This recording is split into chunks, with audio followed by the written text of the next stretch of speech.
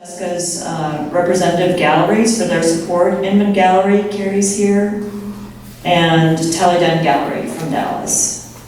As well as our board of trustees, including our president. Her name is Camille Olmstead. And finally, I want to thank my staff, but especially the incredible dedication of the curatorial team of Caitlin Clay and Dario Bukeli.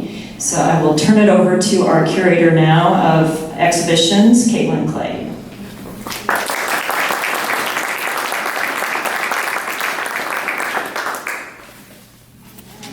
Good evening, everyone. Thank you so much for joining us tonight. I know it's very busy with Christmas only being a week away, so we so appreciate you being here to celebrate with us the opening reception of Francesca Fuchs' Serious and Slightly Funny Things.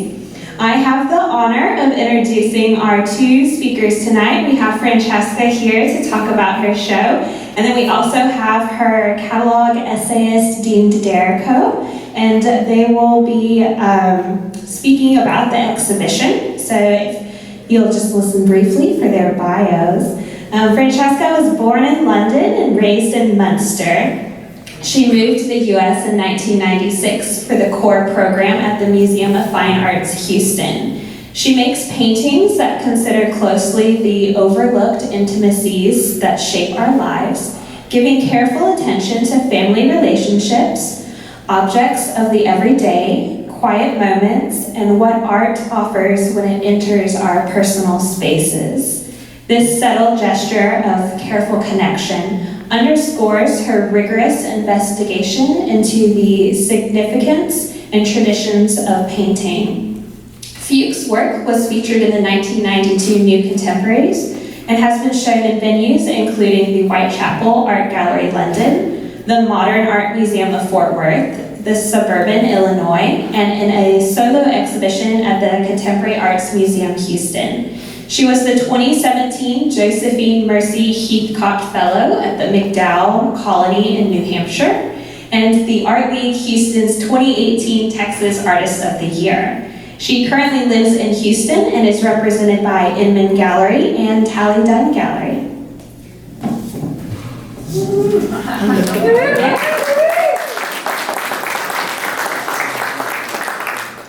And then our other speaker, Dean Dederico. He is a curator whose practice is guided by their queer and feminist ethics. From 2010 to 2020, he was curator of the Contemporary Arts Museum, Houston, and they presented exhibitions with LaToya Ruby Frazier, Joan Jonas, Paul Ramirez Jonas, Nicholas Mufaroch, MPA, Wu Song, and Fred Muten, as well as Gina Punk, Hog Young, and others, and these often accompanied new commissions. These exhibitions traveled to the Henry Art Gallery at the University of Washington, the Institute of Contemporary Art Boston, and Queens Museum, as well as the Whitney Museum of American Art in New York. Their 2020 curatorial fellowship from the, excuse my French, Étant Données, the French-American Fund for Contemporary Art, supports their ongoing research on the artist Claude Kahu and Bugra Khalili. So please give a warm welcome to our two speakers, Francesca and Dean.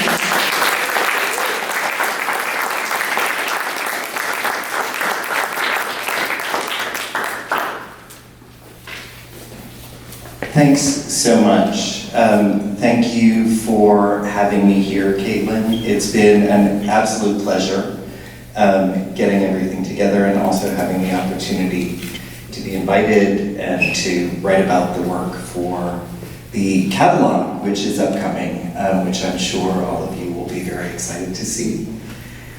And I also need to say my thanks because it's been incredible being here and working here with everybody. So thank you so much to the Art Museum of Southeast Texas team, which has been incredible. Lynn, you are awesome and you have a fantastic staff. Caitlin and Dario, right, we were here long hours working away. So thank you. Yes. Thank you very much. And then I also want to thank, obviously, Dean for being here and writing a beautiful essay, and my gallerists, Carrie Inman and Tally Dunn, who is unable to be here. And I know there's a list that I've forgotten people on, but I can't see right now, so back to you. Excellent. So I think one of the kind of maybe most apparent points as we kind of all stand in amongst these paintings and sculptures, which are a kind of new twist, is that so much of Francesca's work is really about memory, filtered through painting, but as we kind of look at so many of the subjects that we see here, I think that many of you would agree that these are all kind of familiar things. These are the kind of objects that all of us have in our homes, the kind of paintings that are hanging on our walls, the kind of objects that might have been made by children, grandchildren that are very cherished. And I think for me, one of the very kind of most apparent things, and I think maybe a nice place for us to begin, is around the issue of subject matter.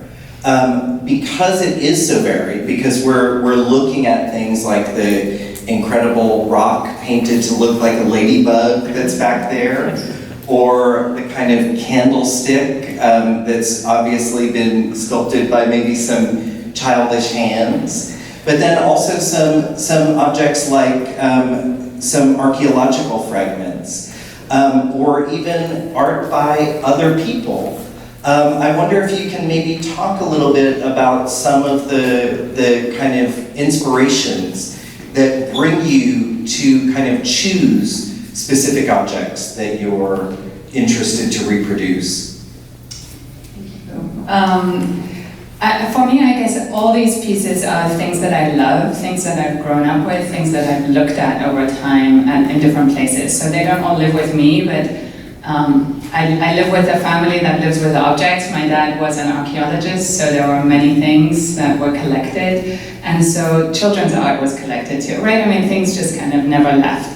And I guess there is also a kind of stock taking and an equivalenting that happens here, like making things that are very different and translating them into my paintings, and then thinking about how these very different objects can kind of sit together again, just because of, on some level, the love that I have for them. And they're sort of I mean, touchstone is such a kind of overused word, but right, they're the things that I know. And I'm hoping they're also kind of archetypal things. So I'm hoping they are also things that you know somewhere, even if you don't know these specific objects, you know something like these objects. Yeah. Did that answer your question? I'm not sure. It does. I think there's maybe much for us to kind of talk about in here. But I think that, you know, as we kind of scan the room, these objects kind of come, like we're talking about, from some very different places. So child sculptures, but within, or architectural fragments that are coming from, you know, ancient Rome. I think that this kind of equivalency that happens, that each object is as important as any other object, because there's so much kind of love and a kind of connection to these objects. That's a kind of very important thing for us to be able to understand as we kind of begin to look at some of these works.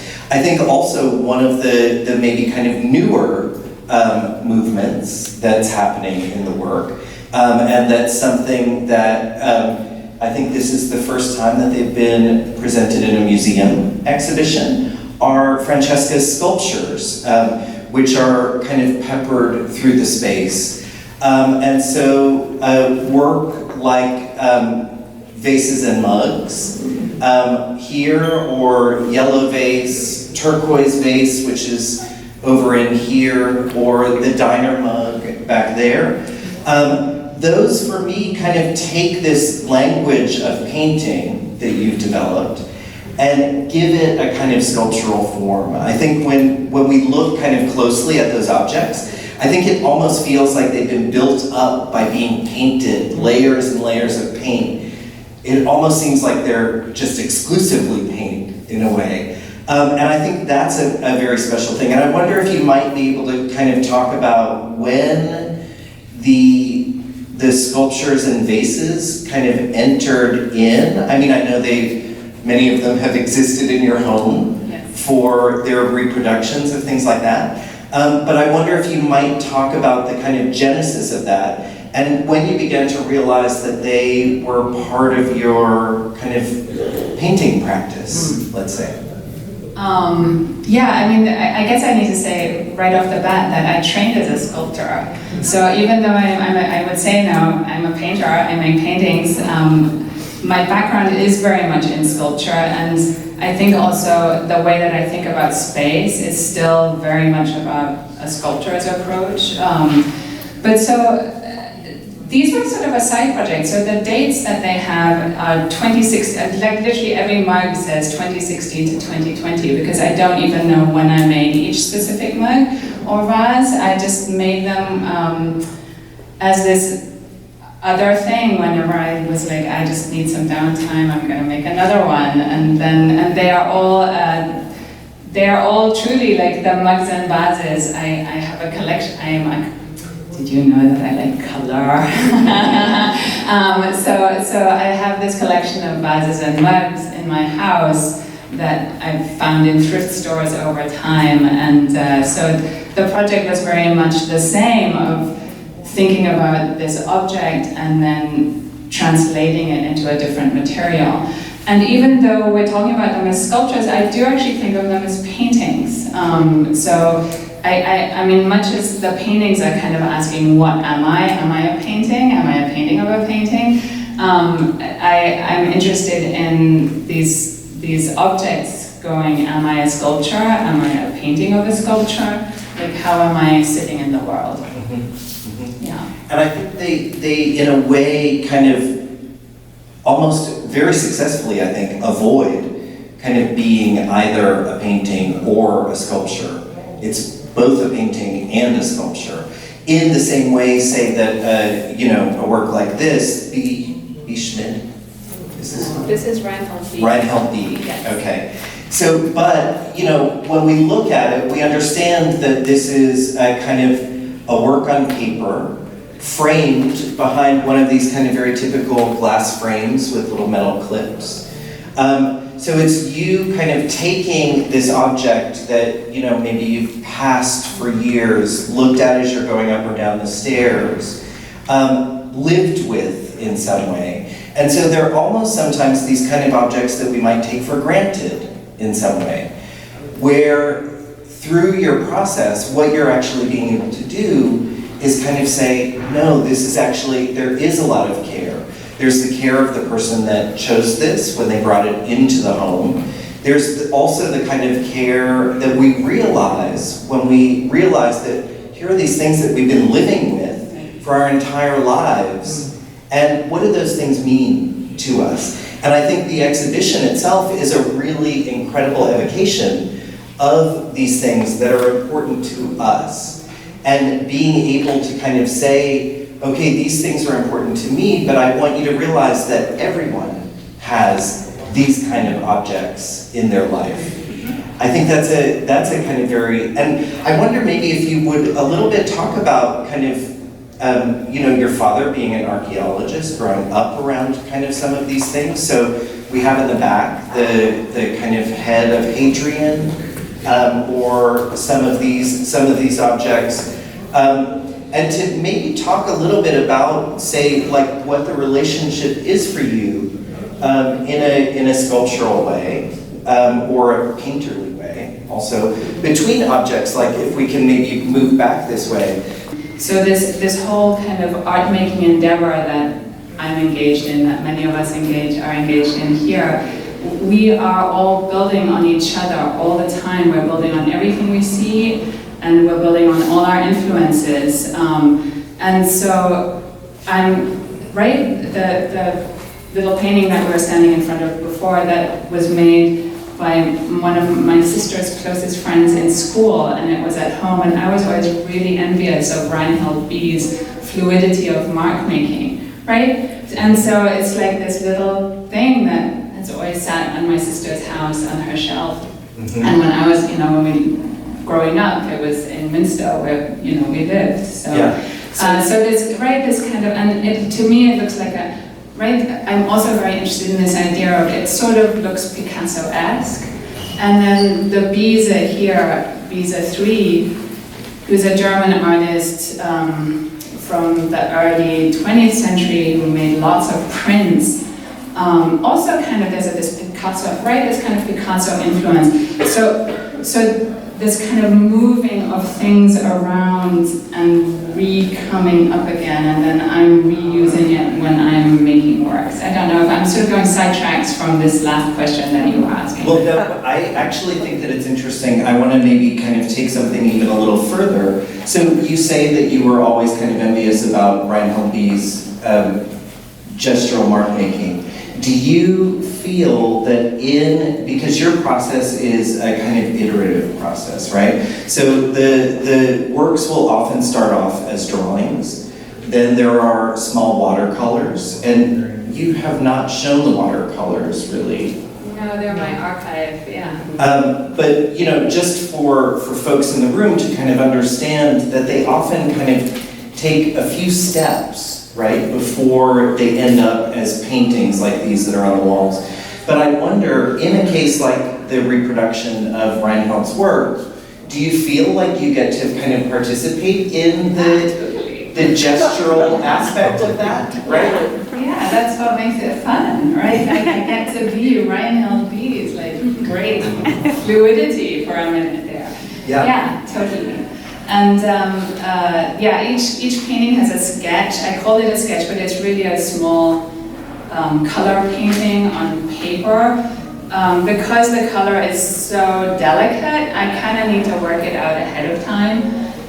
Because I really want the paintings to feel like I made magic and I could just do it in one pass, right? But I can't. I need my sketch in order to kind of be able to make that happen, that feeling of this lightness of touch. Well, and I think that, even in a way, there's, I've certainly, over the years that I've been fortunate to be able to kind of come to the studio, we'll often see that there are not just one version of a painting. There are sometimes multiple versions, so that ideas can get kind of tested out, so that different kinds of mark making will happen, or a slight variation of color, or cropping, things like that will happen. And so, in as much as many of these look they just ended up here in a very kind of magical way, there's also a lot more kind of thought and work and time invested in these. And I think that begins to kind of also segue into some of the conversations about memory. The ways that we kind of pass by these things. But especially also, I think one of the things that it's just so much fun for us to maybe be able to talk about is color. Yes. Because when we think about color, I think, it's oftentimes when we kind of look at these, that sense of color, which is very evanescent. They feel like colors that are hard to describe in some way. Grays that are also a little bit blue, or blues that seem a little bit gray, things like that, things that are kind of fugitive colors is what I might call them.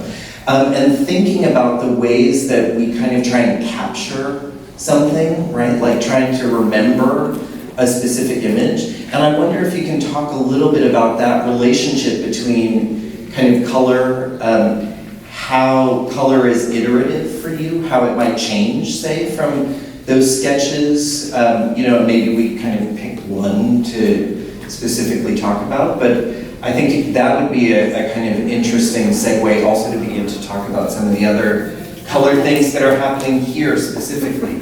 Yeah, well, maybe we'll talk about the ladybug because it's right there and it's got some other stuff going on.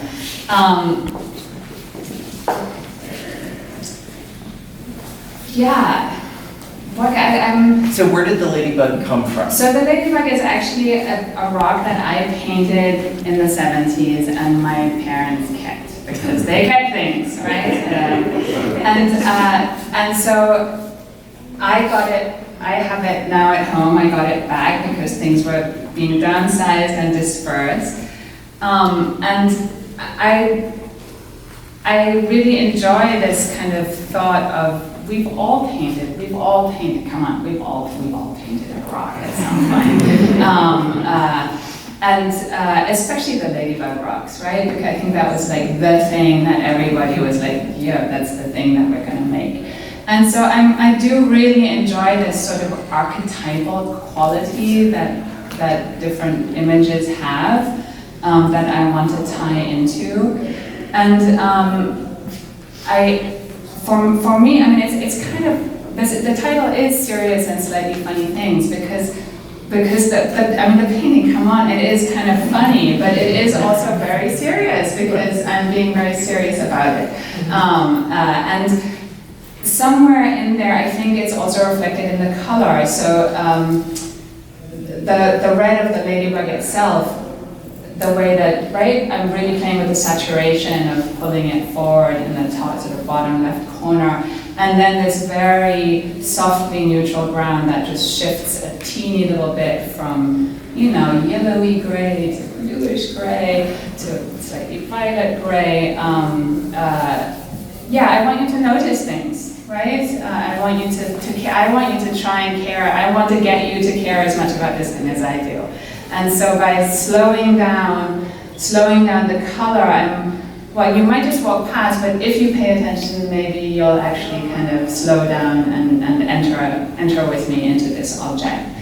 And so thinking about color and how these objects relate to each other, well, and even like thinking about what you were just saying, that I make paintings, sometimes I make the same painting 2 times or 3 times because the size is not quite right. Because it really is about thinking about these objects in relation to each other. So they're sort of equivocated to each other. These wanted to live together, right? These paintings wanted to live together, and there are sort of extensions built into it.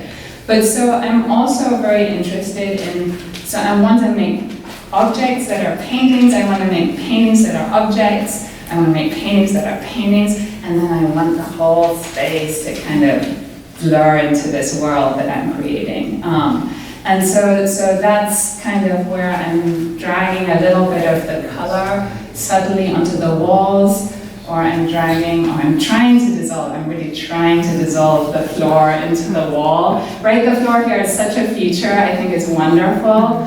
And I was like, this floor, I need to do something with it. I can't just kind of go, this is the floor, right? And so I'm trying to create these places where I'm really going to dissolve. I know it's futile, but I'm hoping it's beautiful. It's actually not futile, because I think one of the things is that it's really effective. You know, it's gorgeous to kind of see this kind of pink on the wall behind this painting that one might almost kind of pass by without really seeing, or an even subtler one, the kind of yellow that goes behind this painting that looks like it somehow came out of that vase, right? And so then we start to kind of look at those things, and suddenly other things like the shadows kind of in the wall itself start to kind of be like painterly in a way, almost as though even though they're not things that you've put there, they kind of enter into this world that you're creating in I think a really incredibly effective way. Thank you. Yeah. I'm trying to do. I also, I had a really incredible experience kind of coming in and seeing a gentleman standing kind of looking at these with shadow kind of on the wall. And I suddenly began to think that these kind of dark spaces were like, if we kind of walk up, we see our cast shadow on there. And I thought of that kind of darkness as these are the kind of like all the shadows of people that have stood in front of this work, looking at it, kind of collected on the wall over time. I mean, it's a strange thing, but to kind of think about those ways that even the kind of modulation of the color I mean, I think that's a kind of incredibly special thing here, and a very subtle thing to think about. You know, it's not exactly the color of the floor. It becomes both a little bit cooler and a little bit warmer. I know that you were here with the incredible team for quite some time, kind of experimenting with that. And I think that kind of risk-taking also, because you never know, are these things gonna quite work out or not? And this is really the first time that this kind of gesture has happened. So it's incredible that the museum gets to be the place where this gets its first try, and thank goodness it's so successful, right? But I wonder if you might talk a little bit about those, and where that gesture came from, or even sometimes where the colors might have come from. Mm-hmm. Poor Caitlin and Dario, they were so patient with me. Because on the first day, I came for a site visit, and then to match the color exactly. And then I had it matched by Sharon Williams and painted out, but then I painted my swatches out and I was like, oh, this is too violet. But I knew I needed to be back in the space to actually write, rather than changing it ahead of time and then going, oh, it would have been perfect. And so the first day I arrived, I was just color mixing again, to find this color that was not completely a match to this, but just a little off, so that it would kind of dissipate. Because when I had it totally true to the brown floor, it stayed too it stayed too here, it stayed too present. So it took a lot of patience. So thank you very much. And a lot of experimentation, and I was just moving from one thing to the next, trying it out. And I guess for me, the place where this started is, the show that got shut down by the pandemic, Painting and Mugs at Tully Dunn Gallery, is sort of at the basis of maybe a lot of the works in here. And I had put like 2 areas of wall paint where I had these very subtle bleeds on the wall in that show. And in hindsight, I was like, they were beautiful, but I wanted them to be more present. That was the one thing that I was like, I want those to be stronger, thinking about that show. And then also over the pandemic shutdown, I had this opportunity to work on 36 underpass columns. And I was trying to disappear the middle of the columns into a yellow sort of glow, like they would just sort of disappear. And so I think I think that came from the experience of trying to smear some paint onto the wall, and so then I think I've brought some of that column into this space of going, I want that to happen indoor, it's not just outside, can I make that happen? And really I just want to fold everything in. That's kind of where I'm ending up. I sort of want to, like a snowball, like catch everything and roll it in all together.